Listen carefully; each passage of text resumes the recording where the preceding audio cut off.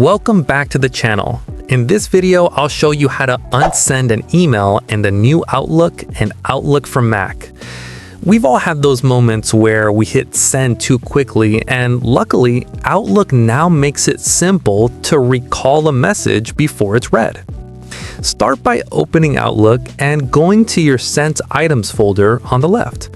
Find the email you want to unsend and double-click it so it opens in a new window. At the top of that window, you'll see an option called Recall Message. Click it and then confirm by selecting OK.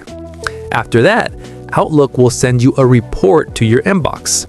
Inside the report is a link that tells you whether the recall was successful. Keep in mind that the recall will only work if the recipient hasn't already opened or previewed the email. If they have, the recall will fail.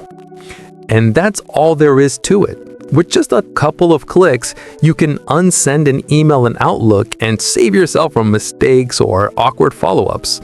If this tutorial helped you, make sure to like the video, subscribe for more tech tips, and hit the bell so you never miss an update. Thanks for watching, and I'll see you in the next one.